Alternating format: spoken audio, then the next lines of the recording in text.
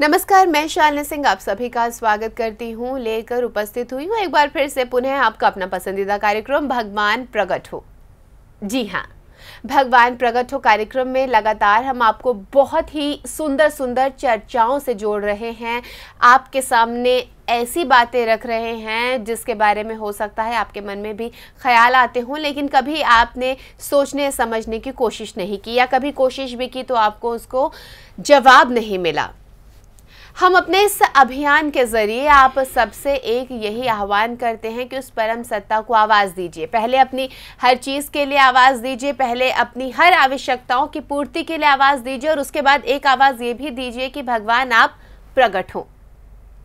इस कार्यक्रम में आज हम जिस सवाल को ले रहे हैं वो क्या है, ये हम आपको बताएंगे कार्यक्रम के दौरान। लेकिन आइए सबसे पहले स्वागत करेंगे पवन चौधरी जी का, जो हर बार की तरह आज एक बार फिर हमारे साथ स्टूडियो में हैं। आपका बहुत बहुत स्वागत है सर। बहुत बहुत स्वागत है। सर, आप कई तरह की बातें कहते हैं और आपकी पत्रिका में बहुत ही सुंदर सुंदर विचार लिखे हुए हैं, जिससे अगर हम समझें तो पहले तो हमें एक बार सुनकर लगता है कैसी अजीब अजीब सी बातें हैं, लेकिन जब हम उसे समझते हैं तो वाकई में उसका एक सार्थक अर्थ समझ में आता है। आज एक और आप ही की पुस्तिका, आप ही की पत्रिका में आप ही के द्वारा लिखी गए बात का मैं आज आपसे उत्तर लेना चाहूँगी। आपने लिखा है, और सबसे ऊपर लिखा है, सबसे पहले यही लिखा है आपने कि आप मुझसे सब कुछ जबरन करवा लो। क्या जबरन करवाने की यहाँ पर बात हो रही है? क्या उस परम सत्ता को आप बताना चाह रहे हैं? आप क्या उसे दर्शाना चाह रहे हैं? इसके पीछे का तात्पर्य क्या है, जानना चाहूंगी। जी, मैं तो ये कहूँगा ये जो प्रश्न है ये हमारे जीवन का धरातल है, इस पुकार का धरातल है, और सबसे इम्पॉर्टेंट महत्वपूर्ण ये एक हम लोगों का एक निवेदन है। आप देखेंगे हमारी पत्रिका का नाम है परम सत्ता, और उस परम सत्ता जो हेड ऑफ द पत्रिका का टाइटल है उससे भी ऊपर एक लिखा गया है कि भगवान मैं परम मूर्ख हूँ, आप हर तरीके से परम ज्ञानी हैं। जो आपको परम सर्वोत्तम लगे, जो आपको परम सर्वोत्तम लगे, the one which you feel is the best, जो आपको परम सर्वोत्तम लगे वह तू मुझसे जबरदस्ती करवा ले, वह तू मुझसे जबरदस्ती करवा ले। करीबन में ये हमारे बाबूजी की स्टार्ट की हुई प्रार्थना है, और 50 साल, शायद 50 साल से भी ये हर हमारे जैसे मेरे पापा चार्टर्ड अकाउंटेंट, तो अंग्रेजी में इसे ऐसा लिखते हैं, हम लोग हर हमारे लेटर पर भी लिख लेते हैं कि O God get the best done immediately, O God get the best done even forcibly, even forcibly. तो ये एक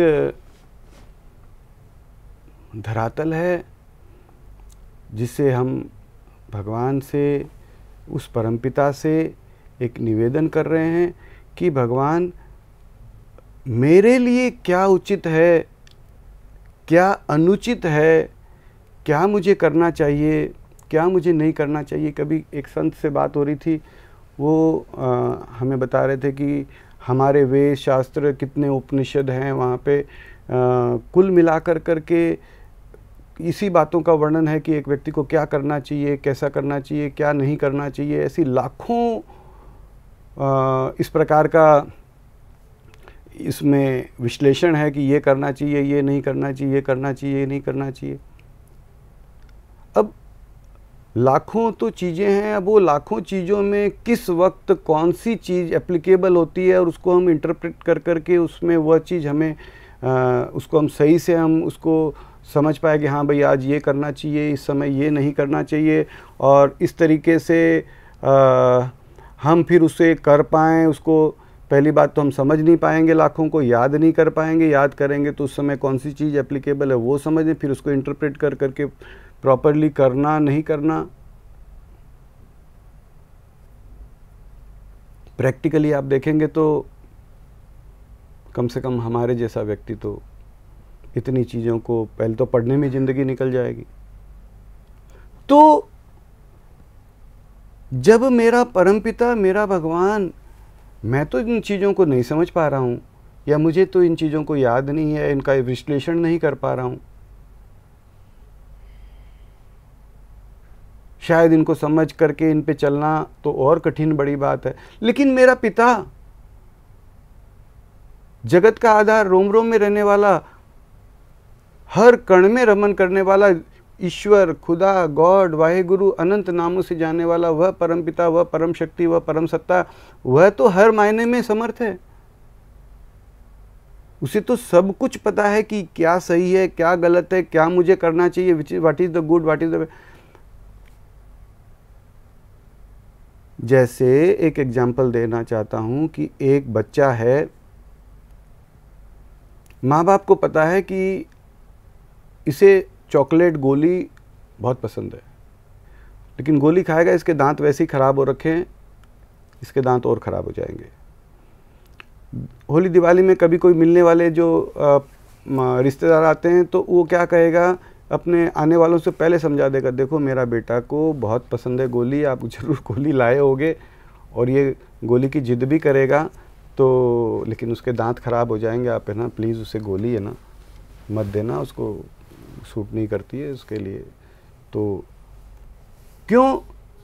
वह बच्चा गोली देखते ही गोली चाहिए, गोली चाहिए, गोली चाहिए, लेकिन पिता को पता है कि गोली खाएगा उसके दांत खराब हो जाएंगे, हाँ।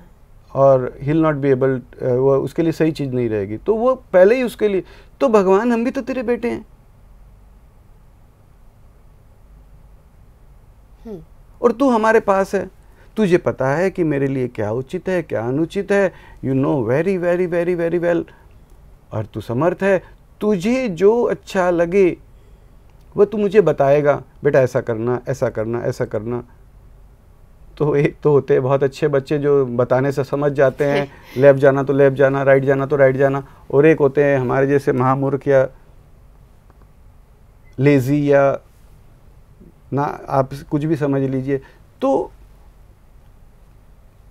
भगवान, हम शायद है कि उस रास्ते पे, जैसे वापस हम लोग एक तरीके से मैं आपको एक एग्जांपल देना चाहूँगा। जैसे एक पानी है, अब पानी यहाँ पे डाल दीजिए, तो पानी क्या ऊपर की तरफ बहेगा? नहीं। किस तरफ बहेगा? नीचे की तरफ। नीचे।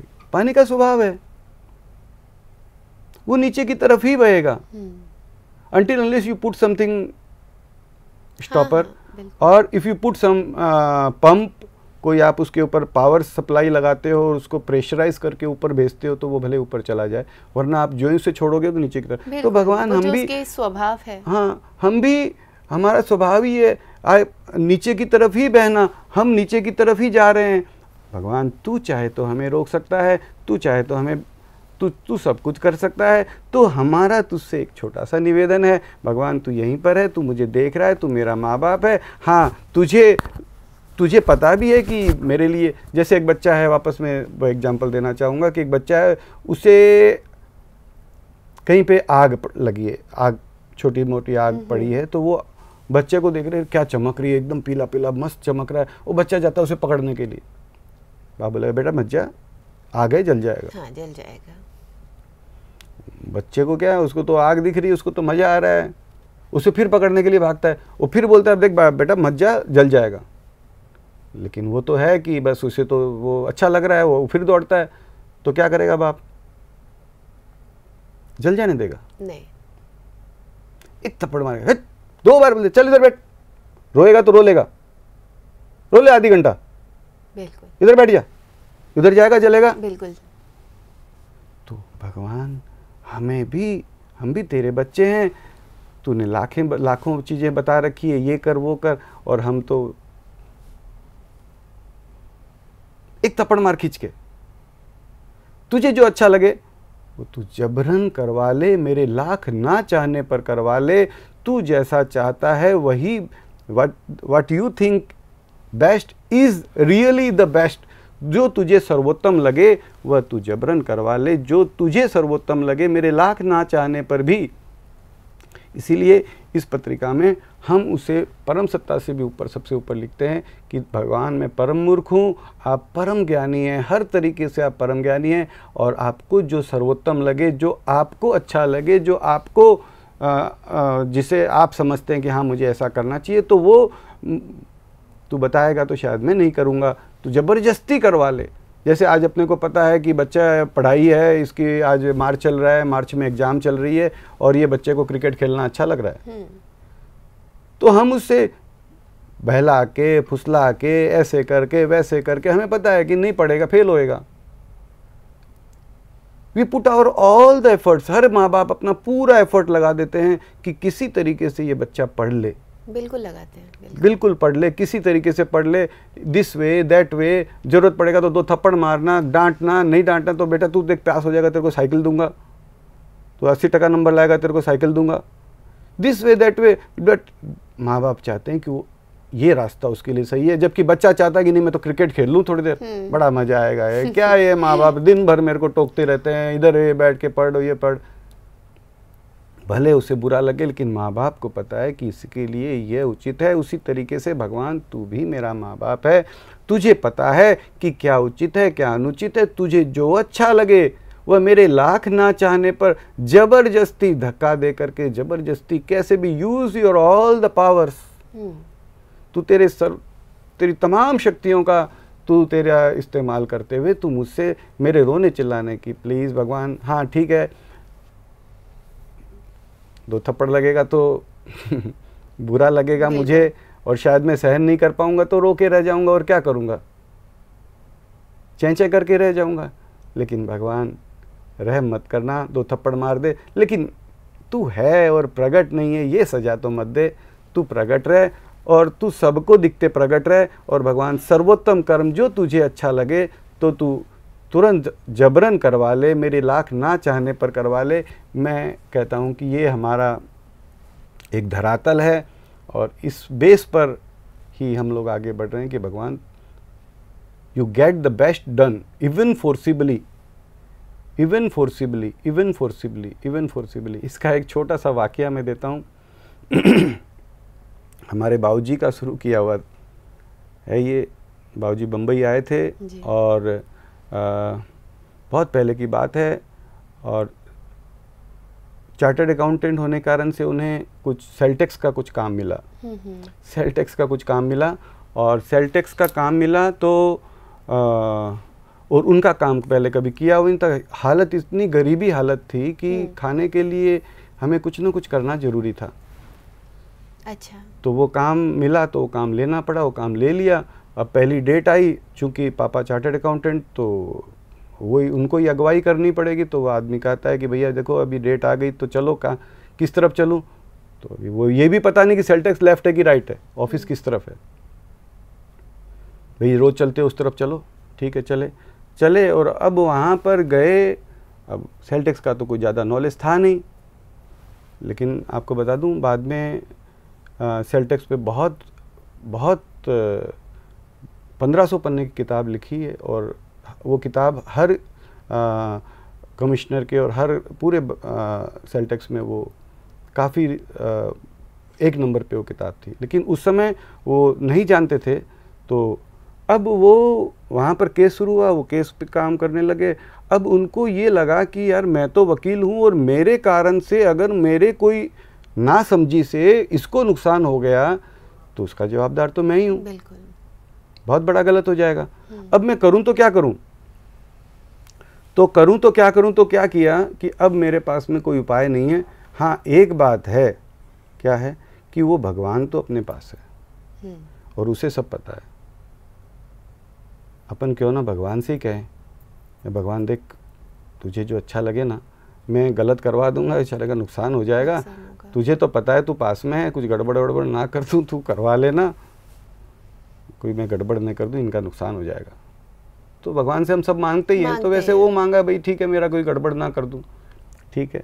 अब वो काम करने लग गए, मेहनत कर करके। टेल यू कि पापा was first class first in all the subject, all मतलब एक बार तो एग्ज़ाम में ऐसा आता है कि उनके लिए एग्ज़ाम मतलब छोटेपन में जो अपने छोटे सिटीज़ में जहाँ पे तो एग्ज़ाम पोस्टपोन हो गई। बोला कि ये कहाँ है परमेश्वर, कहाँ है परमेश्वर, तो आ जाए नहीं। पापा तो कभी एब्सेंट नहीं रहते थे, उस दिन कोई श्राद्ध वगैरह था तो एब्सेंट रह गए थे, तो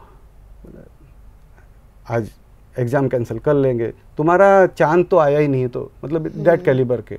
तो फिर समय बीतने लगा, ठीक है, अब लोगों ने यही बातों की चर्चा होने लगी, तो लोगों ने क्या कहा कि भाई तुम ठीक है, तुम कहते हो भगवान से कहते हो कि भगवान तू करवा लेना, और अगर मान लो वहाँ पर तुम कहते हो कि नहीं ये फॉर्म ऐसे भरना है सेल टैक्स में, और बाजू में कोई पियोन खड़ा है या कोई आदमी खड़ा है वो बता रहा है कि नहीं ऐसे नहीं ऐसे भरना है,